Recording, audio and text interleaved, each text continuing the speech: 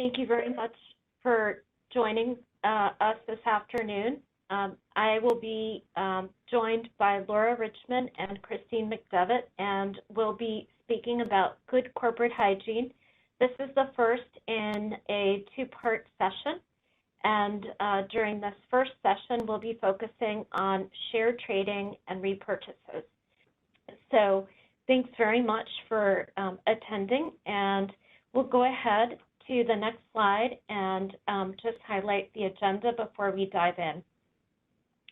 So as I mentioned, this is the first of two sessions where we're focusing on a theme that was articulated by former SEC Chair Jay Clayton and the then head of the SEC's Division of Corporation Finance, Bill Hinman, in various speeches and in a series of letters that then SEC Chair Jay Clayton exchanged with members of Congress. They used this sort of little catchphrase, good corporate hygiene, to refer to a number of items, some of which we'll cover in today's program and some which we'll cover in a later session. And what they were really referring to, particularly during the COVID period, but these really have validity and apply throughout, regardless of major disruption or unanticipated tail event like COVID, are the kinds of events that corporate stewards like directors and officers of a public company should be thinking about. And we'll be talking today about events involving share trading. So we've organized today's program to focus on those aspects of corporate controls, handling of material non-public information, and handling of public disclosures as they relate to share trading. And as I mentioned, in a subsequent session, we'll talk a little bit about other aspects of corporate hygiene. So to begin, probably the topic that has gotten the most attention in the last couple of weeks, simply because it's been a topic of various speeches made by now SEC Chair Gary Gensler, Rule 10b-5-1 and 10b-5-1 plans. So just to begin at the beginning, Rule 10b-5-1 under the Exchange Act provides an affirmative defense from allegations that a sale constitutes trading on the basis of or while in possession of material non-public information. So it was adopted in 2000. It hasn't been revised since, so obviously it's been a good long while since it was adopted, and it codifies the position of the Securities and Exchange Commission. It doesn't provide an absolute defense, right? It simply provides an affirmative defense or creates the possibility for an insider, and it's not solely available to an insider, it's available to any person, but really it's of greatest utility to an insider, since an insider is presumed to be a person that's privy to material non-public information. It provides a defense, and as a result, it's been quite useful for directors and for officers. We go to the next slide. It's not only available to natural persons, it's also available to entities. So for example, if you had an instance where you had a venture fund or a private equity fund that had a large position in a company, they could set up a 10b-5-1 plan. An issuer also could set up a 10b-5-1 plan. And when Laura talks about share repurchases, oftentimes when issuers, public companies, set up 10b-18 plans, they will do so in the context of a 10b-5-1 plan. So it is very helpful for a whole series of persons and entities. We'll go on to the next slide. In terms of being able to benefit from the protections of the affirmative defense, there are lots of elements. It's not simply enough to say that you're going to set up a 10b5-1 plan and then be able to think that that is going to essentially render you bulletproof from insider trading claims. Quite the contrary. A plan to be properly set up has to specify the amount, the prices, the dates of purchases or sales.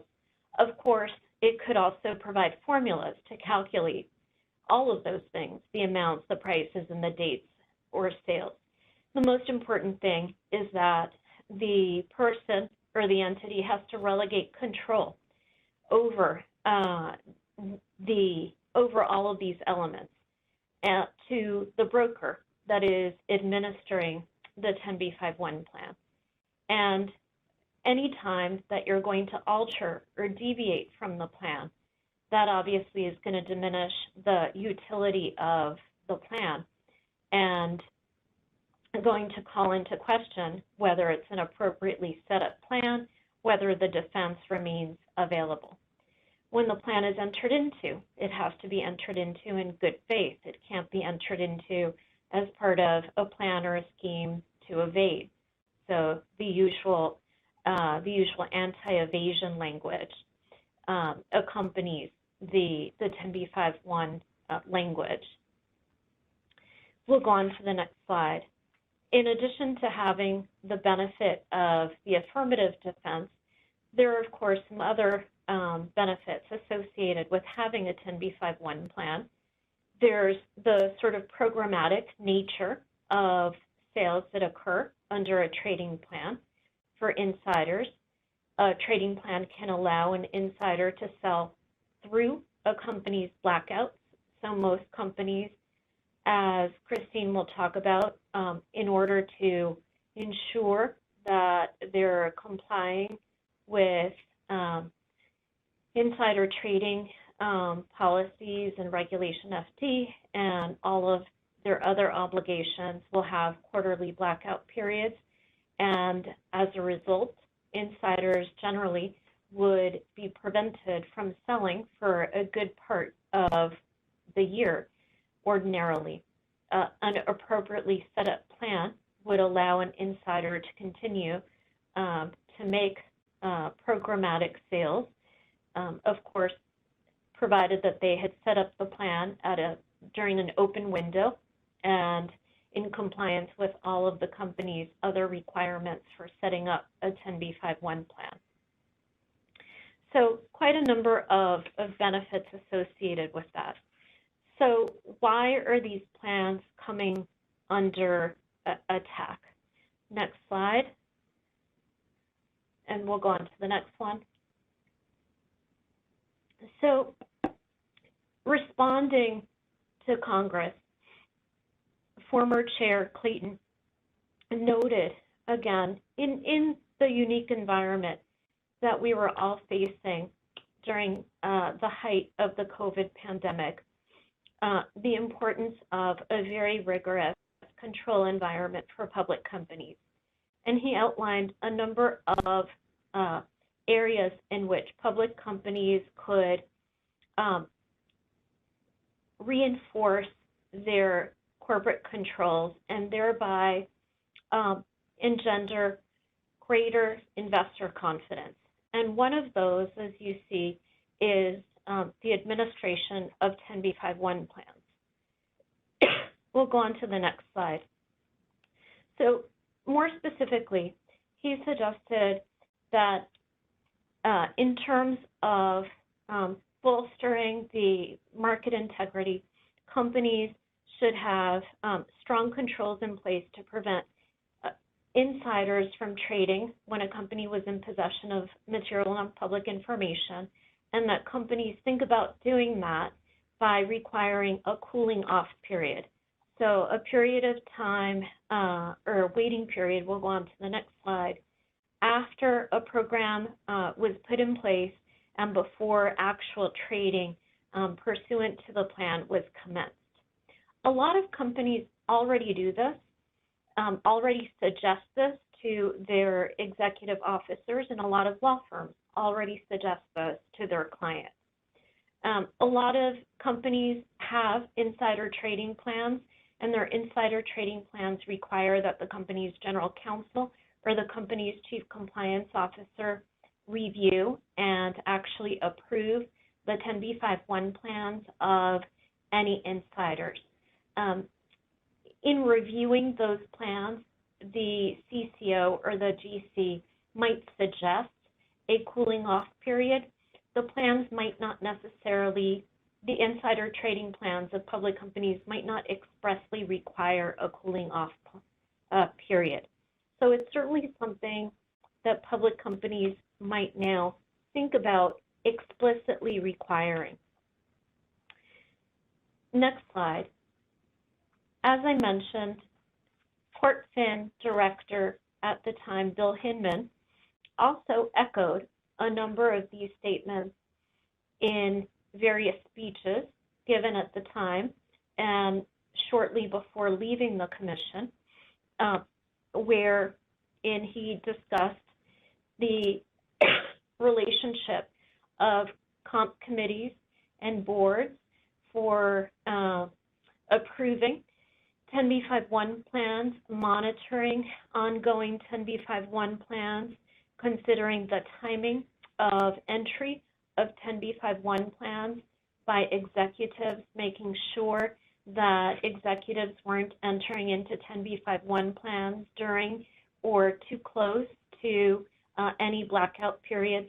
So a lot of things that companies already do, but maybe aren't explicitly writing into their insider trading plans.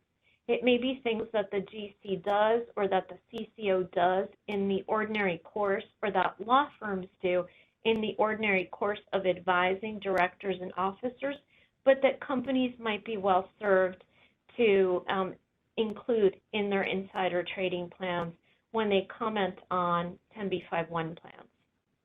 And so next slide. Congress has been very vocal as well this year, and there have been an exchange of letters. The letters are publicly available. They're posted on our blog, and the links to these are way at the end of the slide deck, so you can access them later if you're curious.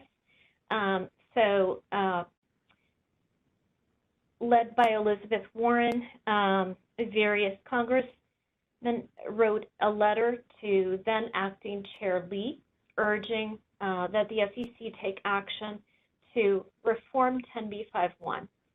And the specific point of that led to this was some news that executives in the pharmaceutical industry that had 10b5-1 plans had profited in connection with trades under those plans in close proximity to the announcement of favorable news. So they urged the implementation of the cooling off plan that Clayton had mentioned. Next slide. They also urged public disclosure, required public disclosure of 10b5-1 plans. Of course, at present, there is no required disclosure of 10b5-1 plans. They urged enforcing existing filing deadlines. So presumably this would be Form 4 filings for directors or officers. And the last one is a little unclear, what Congress had in mind here in terms of better aligning incentives. Next slide. Congress asked a number of questions of the SEC. There was a response, next slide, from acting Chair Lee. So this was before Gensler took his seat at the SEC, before he was confirmed as chair, in which acting Chair Lee essentially acknowledged that it might be time for the SEC to revisit 10b5-1.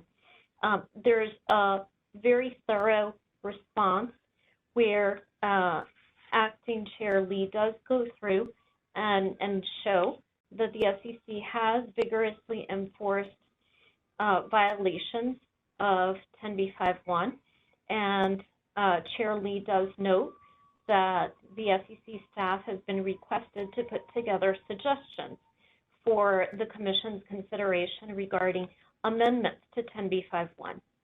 So next slide. What does Gensler say about all of this? So in his most recent speeches, he refers to freshening up of 10b5-1. Again, echoing his predecessor, he points to the need for a cooling off period.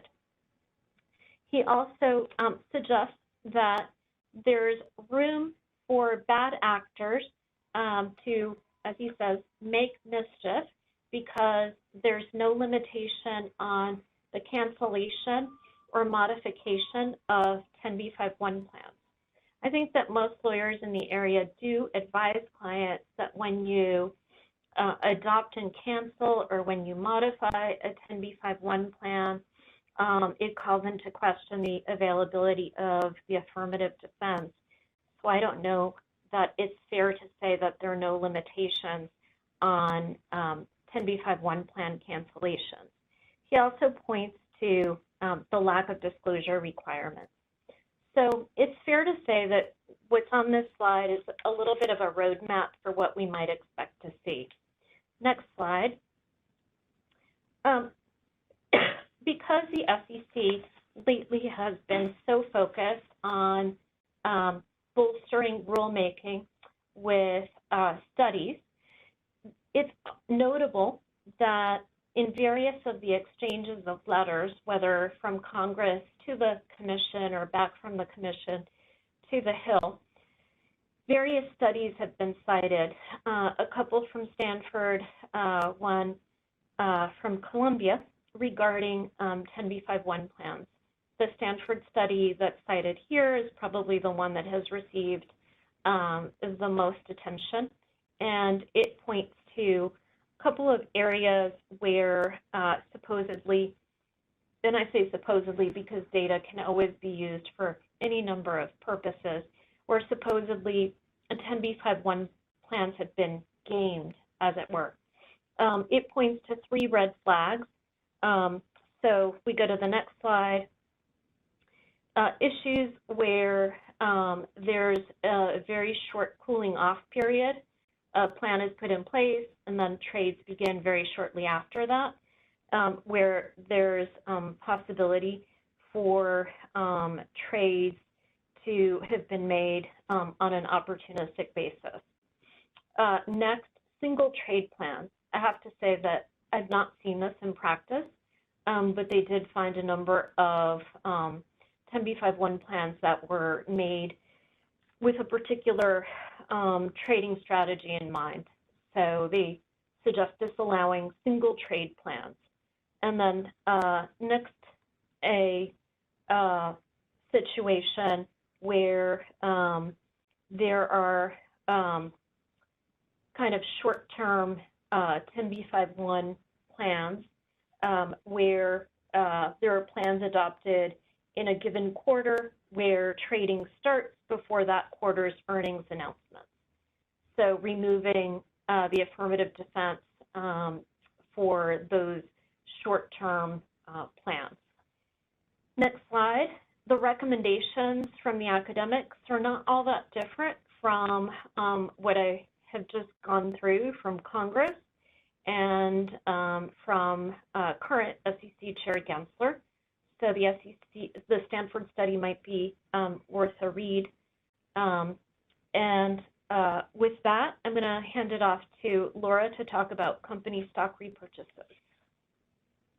Okay, next slide. Yeah. Share buybacks really have been in the headlines a lot, and the reason for that is you can see on this chart, the last years, they've really gone up. And I think what's particularly telling on this chart is even with the dip in 2020 for the pandemic.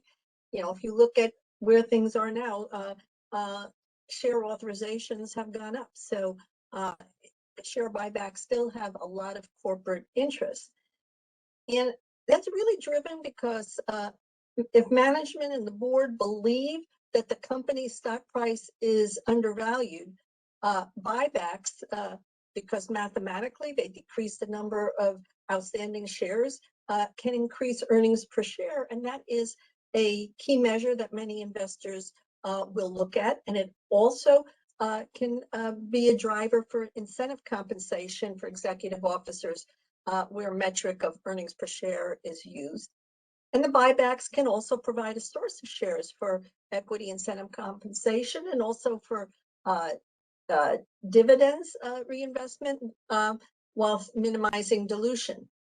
And buybacks provide more flexibility than dividends as a way of returning capital. Shareholders can choose whether or not to participate in a stock purchase, while dividends apply to all shareholders.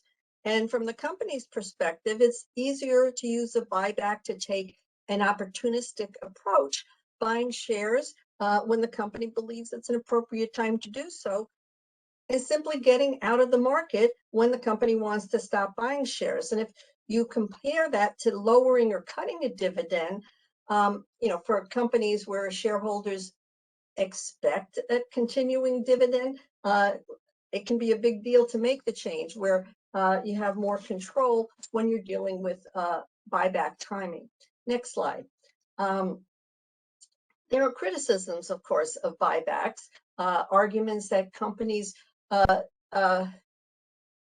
know, I think we need to go back one slide for the criticisms. Companies complaining that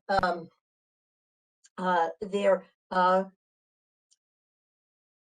should be using, shareholders complaining that companies should be using capital to grow the business, and that buybacks might be benefiting senior management, both because the metrics are used for incentive compensation and providing an opportunity to cash out. And these may be reasons why the SEC has included that as a topic of hygiene. So now the next slide, where we have a brief overview as to the methods we could use for buybacks: open market purchases, accelerated share repurchase programs, privately negotiated repurchases, and issuer tender offers. And I'm primarily going to be focusing on the open market purchases and the ASRs.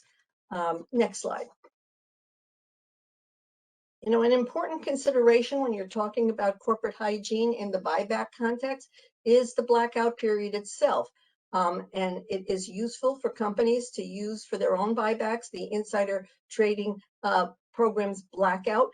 And it's also important to evaluate from time to time whether the company's blackout period, which may have been established quite some time ago, is still the appropriate length. And as Anna mentioned, the considerations for a 10b5-1 program can also apply if the issuer wants to have such a program. But in any event, you know, it's appropriate to purchase shares when you have an open window, when you have no material non-public information. Next slide. You want to be sure that the program is reflecting the board's business judgment and that you're considering disclosure issues. Stockholder feedback. A lot of times buybacks may actually be driven by a desire or demand actually of shareholders to see some capital return. And, you know, sometimes you want to take into consideration position of proxy advisory firms who have, I think, a particular interest in the impact of buybacks on incentive compensation programs. Next slide. So now, the next slide, to go into the details of Rule 10b-18, which is a non-exclusive safe harbor for share buybacks. Companies don't have to conduct the share repurchases under this rule, but using the safe harbor does give companies the comfort of knowing that they won't be deemed to violate the anti-manipulation provisions of the federal security laws solely as a result of timing, pricing, volume, and manner of repurchases. Now, if there's other ways in which a repurchase is manipulative or if it's deemed to involve fraud, Rule 10b-18 won't help. But if you're relying on Rule 10b-18, good corporate hygiene involves complying with all of the rules condition. So the first one I'll touch on is the broker condition. And you need to be aware that the single, we can only use a single broker for the 10b-18 purchase. And it's possible that trades in the company's stock happen through other brokers where the company didn't solicit that broker's trade. But that's a factual question as to whether the solicitation any solicitation by the company has occurred, because the company needs to use a single broker. I think the timing requirements are straightforward. You can't have the opening trade if you're the company relying on 10b-18. And if the average daily volume of trading is 1 million or more and the public float is 150 million or more, the company trade can't be within the last 10 minutes of closing in either the primary session of the company's principal market or in the primary trading session of the market in which the trade's affected. Next slide. In other circumstances, you're focusing in on the 30-minute prior to scheduled close for those markets. The pricing condition is designed to minimize the risk of pushing the price artificially high. Though, of course, by purchasing in the market, the company's actions themselves may impact price. Next slide. As for volume limitation, on a single day, companies using Rule 10b-18 are limited to 25% of the average daily trading volume for the past 4 weeks. So one thing that means is company can't do a buyback under 10b-18 immediately after an IPO because of that 4-week period. And there's also a 10b-18 exclusion following the announcement of a merger transaction. But a wrinkle of more general applicability that I want to talk about is block trades. And those are privately negotiated transactions of an amount specified by the exchanges. Companies have a choice when it comes to a block trade. They can treat the block purchase like any other purchase and simply comply with the 25% average daily trading volume condition. Or companies may exclude a block trade from the 4-week calculation, and that gives them the ability to purchase a large amount of shares on a given day if there's a block available. But if the company takes that approach, it can't make other repurchases on that day, and any other block purchase during that week by the company has to comply with the 25% volume limitation. I do want to emphasize that Rule 10b-18 is only available for the common stock or the equivalent, so it doesn't apply to preferred stock, warrants, or convertible debt. And it only applies to the issuer, although under certain circumstances, an affiliated purchaser may be deemed to have its purchases attributable to the issuer, and then Rule 10b-18 might apply. But as I said at the outset, it's not a safe harbor for everything, and companies can still have 10b-5 liability in connection with a buyback. But whatever way a company chooses to repurchase its shares, it needs to avoid trading based on materially misleading information or when there's material information that has not been disclosed. Next slide. The documentation is pretty straightforward. Companies do want to determine what's going to happen with the shares. Are they going to be returned to Treasury or are they retired? They need to decide whether or not to enter a 10b5-1 plan. And one reason why some companies don't is they want to have the ability to assert more control to actually when trades are occurring, like buy now, stop now, as opposed to delegate that control under a 10b5-1 plan. Next slide, please. Federal securities laws are not the only consideration for buybacks. Companies have to consult the laws of their jurisdiction of incorporation. So under Delaware law, repurchase is only allowed if it does not impair capital, which is a test based on whether the repurchase exceeds surplus, with surplus being the difference between net assets and aggregate par value. Delaware law actually gives the board a fair amount of discretion to determine the specific amount of surplus. But Delaware law also would prohibit a repurchase if it would impair a company's ability to pay its debts or render it insolvent. Companies also need to consider fraudulent transfer laws, and these state law considerations present serious issues which could give rise to personal liability for directors, so they should be reviewed very carefully. Next slide.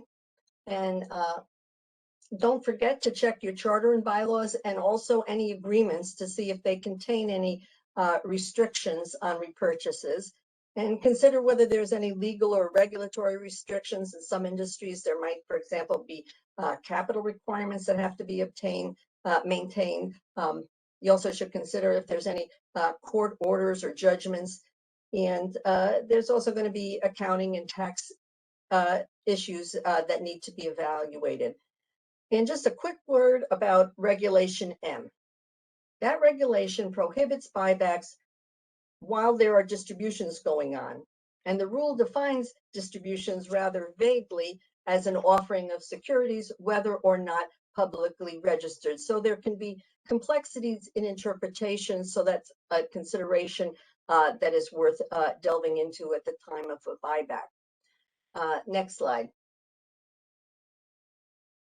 Stock exchanges are going to treat buybacks as material developments. That means they're going to require disclosure. You typically see a press release, often with an 8K at the same time. Often it's done at the time of board authorization, but it definitely needs to be done. The market needs to know about it before the company's actually in the market. And there's ongoing disclosure requirements in periodic reports. Next slide. Christine's going to be talking about controls, so I'll just mention a couple things that to me are just practical pointers, such as make sure that the broker reports match your own records. In other words, trust but verify that the number of shares repurchased match what the company thinks they are and what your transfer agent thinks they are. And be sure you're communicating and coordinating with your IR and PR departments on how you're going to address questions that come up after there's an announcement. The next slide after that. So this slide is just meant as a good overview slide, and you'll be able to see it again when you get the slide deck. We've already covered open market purchases. I'm not going to say much about issuer tender offers, other than that's another way companies get their shares back. And it's on this slide. So now I'm going to turn to accelerated share repurchases. Next slide. These are structured, privately negotiated transactions. And we usually see them done as a forward contract, where the dealer agrees to sell a predefined number of shares to the company at a price, and that price is going to be determined with reference to the volume-weighted average price during the specified period. Next slide. ASRs are efficient because they have an immediate impact on the share count, and they provide certainty, and they signal to the market that the company is committed to the return of capital through buybacks. Next slide. But they've also been criticized with some concerns about pre-transaction stock activity and the possible lack of full and accurate disclosure. Those criticisms tie into the reminder that we have today that you really need to focus on proper corporate hygiene on any kind of not only insider trading, but also any kind of issuer buyback. Next slide. At the beginning of the ASR, the company is going to pay a predefined dollar amount to the dealer, and the dealer is going to borrow stock from the current holders of the equity, and then these shares get delivered to the company, and we're typically talking about 80% of the underlying shares for the transaction at this point. Then over time, the dealer is going to buy stock in the market to cover the shares it borrowed. And the option that the dealer has to complete the ASR purchase over an agreed upon period of time, you can generate a discounted purchase price. And then you come to final settlement. The total number of shares purchased by the company is equaling the ASR dollar size divided by the discounted stock price. And if the dealer hasn't already delivered enough stock up front, then the dealer has to deliver incremental shares to the company at the end of the ASR. And if the dealer delivered too many shares, then the company owes the dealer something, which it can be a cash settlement or a settlement in shares. Next slide. A large majority of the ASRs are based on a straightforward discount to volume weighted average price structure. There's other alternatives, next slide, such as the collared ASR, which is very similar to the basic ASR, but there's a collar price so that if the stock appreciates, it allows the issuer to participate in price depreciation up to the minimum repurchase amount. Next slide. And then you also have a collared forward share repurchase, and that is designed to minimize volatility, and it's sometimes helpful in that regard for issuers, and they choose that method. As for documentation, the ASR transaction of any of the format might have a master confirmation with supplemental confirmations with the economic terms, or there might be a standalone confirmation incorporating or referencing an ISDA master agreement. Next slide, please. So whatever kind of share buyback you're doing, good corporate hygiene is going to require you to be mindful that there's potential liabilities under the Exchange Act. So you know, under Section 9A2 of the Exchange Act, you don't want a transaction that is going to actually or have a purpose of inducing other purchases or sale of the securities. So that's one area. I think we're probably all familiar with, you know, the statutory 10B liability and 10B5 under that, and we've talked about 10B5 one programs at the beginning of our presentation, and an ASR can make use of that to address some of that liability. Next slide. Next slide. So before I turn over the program to Christine, I do want to mention that the SEC regulatory agenda lists 10B5-1 as the proposal stage targeting October 2021. Those target dates are very subject to change, but I do want to emphasize that Chair Gensler has asked the SEC to consider in that context the intersection of Rule 10B5-1 and share buybacks. And also on the agenda targeting next spring would be share repurchase modernization, which will include item 703 of SK. That's the rule which governs equity repurchases by the issuer and affiliated purchasers. That's the one that has the table for monthly repurchases. So we should be looking at least a proposal, and whether or not anything gets adopted, there may be more targeted disclosures that will be required for buybacks. So we need to look into that. Next slide.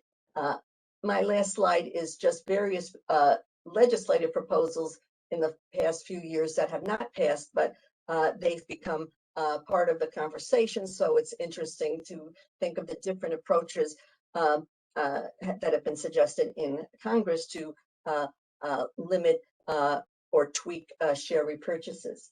So with that, Christine, why don't you take over the end of the program? Sounds great. Thanks, Laura. We'll focus the last part of today's presentation on corporate controls and policies related to share trading and how companies can use controls and policies as part of good corporate hygiene. And building on what Anna and Laura already discussed, I'll talk about two main and related areas: insider trading and handling material non-public information, or MNPI. Relevant to our discussion today are controls designed not only to prevent insider trading or other violation of law, but also controls designed to prevent the appearance of impropriety or misalignment of interest. So we'll jump right in, turning to the next slide. Before I turn to the specific areas that we'll talk about today, I wanted to start with the conclusion, so to speak, of general themes related to corporate controls that can help the company practice the good corporate hygiene. Consider these themes as we're finishing up the discussion today and how they can apply in each area that I'll touch on. First, proactive, informed consideration of issues that could either give rise to a violation of law or to the appearance of impropriety. Second, once the board and management have given thoughtful consideration to these issues in the context of the particular company, establish policies that memorialize those considerations and the conclusions that were drawn for how to address these issues to guide insider conduct in a way that minimizes the possibility of a problem. Third, the importance of tone at the top. Establishing policies is one way to emphasize that these issues are important. Other ways to set the right tone would include the board and management adhering to the policies, attending training sessions themselves and encouraging others to do so, making employees aware of company policies and making them easily accessible, basically creating an environment of compliance. Next, policies should be revisited to determine whether they are working as intended, and if they aren't, they should be revised. Training and refresher courses should be administered on a periodic basis. The courses should be administered so that employees can actually attend, that they have time to attend, and they're encouraged or even incentivized to attend. And importantly, when policies are revised, be sure employees are aware of that and that they are trained on the new policy. Lastly, public disclosure of corporate policies, even where not required by law, underscores their importance to the company. Disclosure demonstrates that the company is taking the matter seriously and is holding itself accountable for its policies through public disclosure about them. And disclosure incentivizes the company to enforce its policies. So next slide, with these ideas in mind, we'll turn to the specific topics I mentioned. First, insider trading.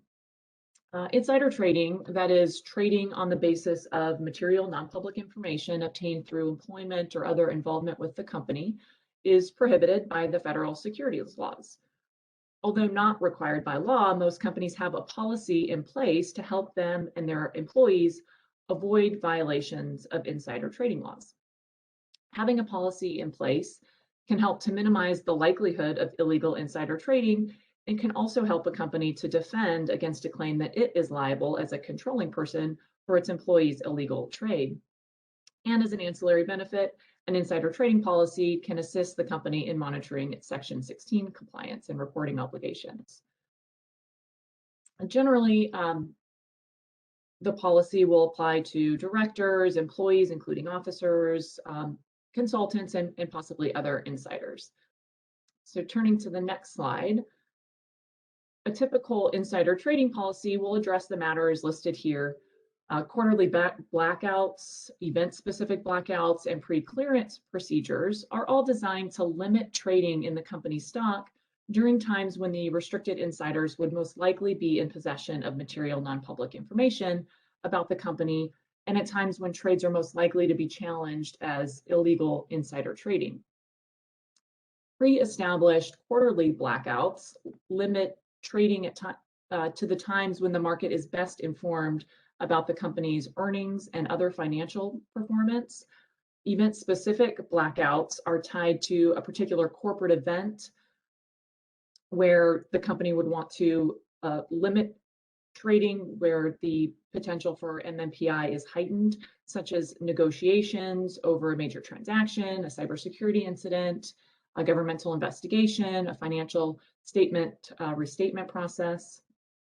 And pre-clearance procedures require the insiders who are most likely to regularly come into possession with MNPI to pre-clear with a stated person every trade in company securities. In addition to these restrictions on trades, an insider trading policy will generally also address any restrictions on hedging or pledging company stock and short sale prohibition. The policy will generally also have an exception for transactions in company stock under a Rule 10b5-1 plan. Notably, the company can include in its policy, its insider trading policy, that not only the initiation of such a plan, but also the cancellation or any modification to a plan is restricted as a transaction in company stock that can only be done in compliance with the insider trading policy. This would mean that revoking or modifying a plan could only be done during an open trading window and when the insider does not have MNPI. And also, if an insider terminates employment with the company during a blackout, that person will likely be restricted from trading at least until the blackout has been lifted. A former SEC Chair Clayton and others have encouraged companies to prevent directors and senior executives from trading once the company is in possession of MNPI, even if the particular director or executive does not have personal knowledge of the information. This would include the so-called 8K gap, or the time period between the occurrence of an event and the required disclosure of that event. And that's something that could also be included in the insider trading policy. Next slide. A topic that has received some scrutiny recently is insider sales of company stock while the company is engaging in corporate repurchases. If the insider is not in possession of MNPI and the trading window under the company's insider trading policy is open, then there's no prohibition against the insider selling its shares at this time, but the insider would appear to be on both sides of the transaction. That is, he or she may have influenced the company to purchase shares at that time and in his or her personal capacity is selling shares. It could appear that the timing of these transactions was orchestrated to be advantageous to the insider and that the company is repurchasing at a time that may not be in the best interest of shareholders.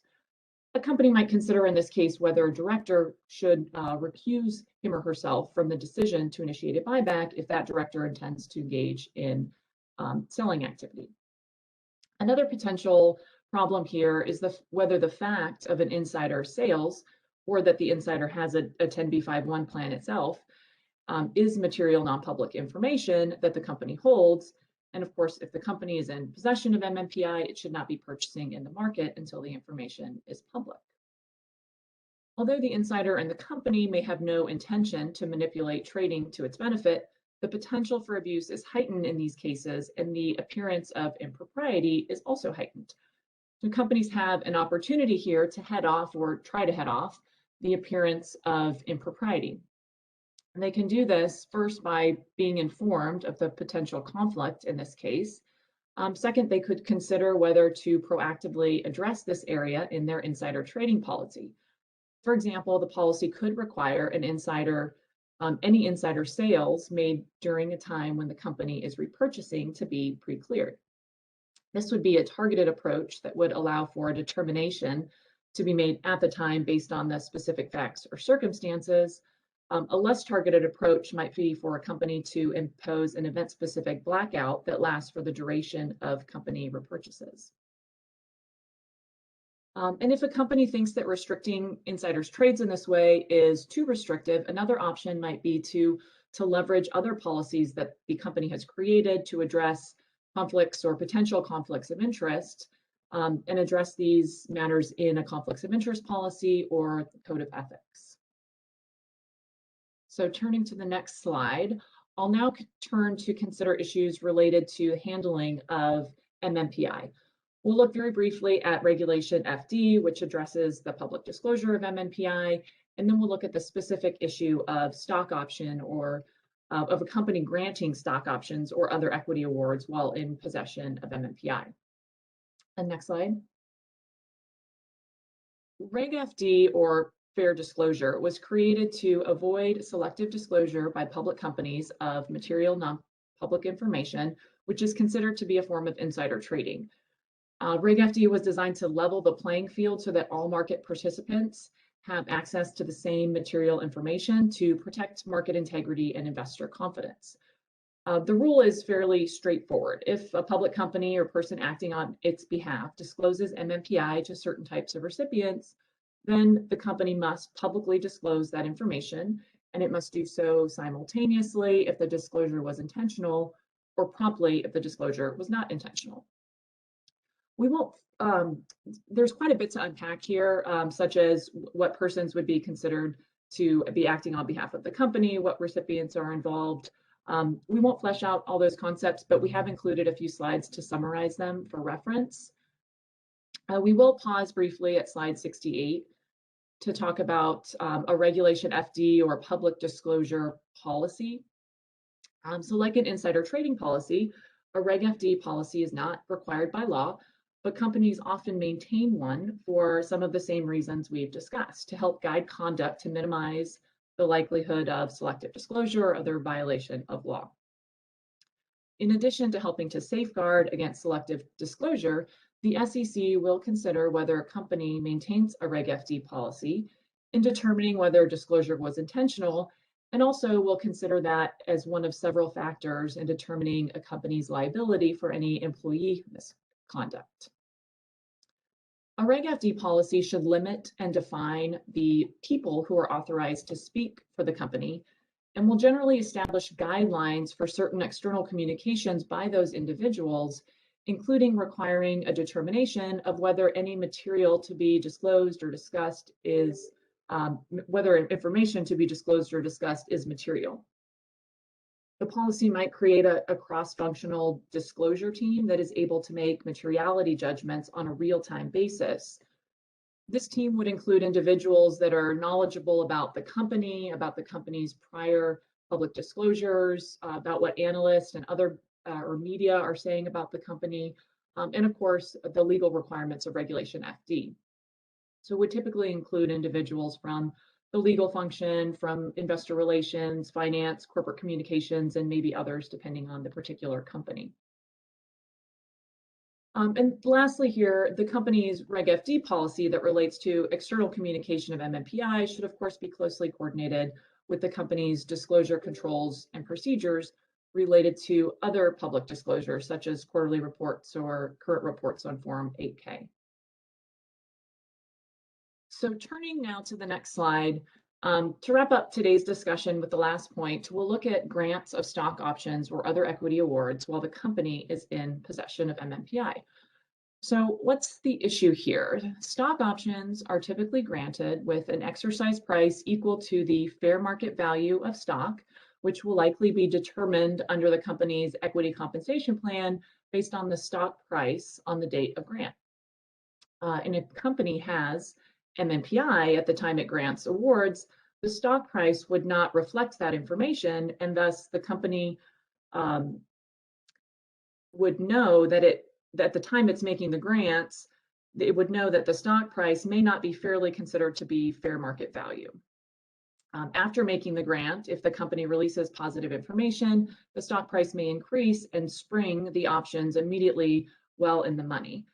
Similar concerns are raised in the context of other equity awards where the number of shares granted is dependent on the stock price on the date of grant. Now, this practice is not prohibited by the federal securities laws, although it could give rise to a breach of fiduciary duty claim under state law.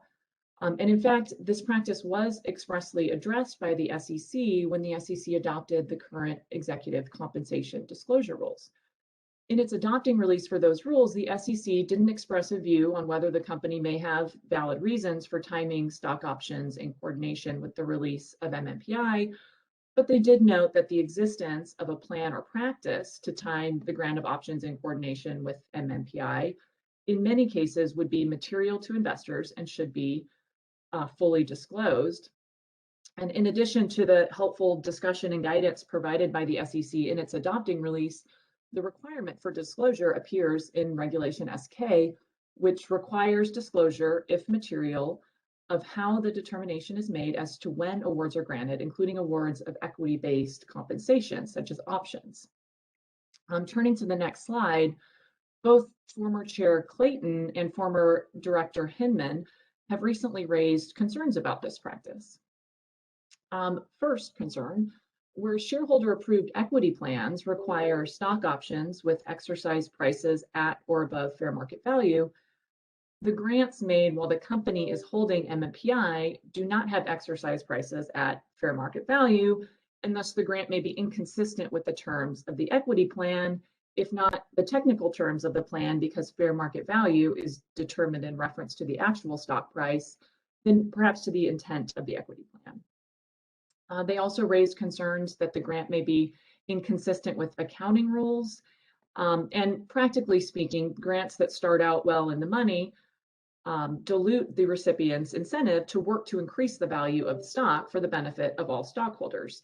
And these so-called spring-loaded grants could lead to loss of market confidence in management and the board. And in the news recently was a prime example of these concerns. In a well-publicized incident, Kodak, among other things, granted stock options to members of senior management the day before publicly announcing that it had signed a letter of intent for a government loan. The announcement ultimately caused Kodak's stock price to rise sharply. Public reaction was negative, and the SEC launched a formal investigation against Kodak related to the option grant and other conduct.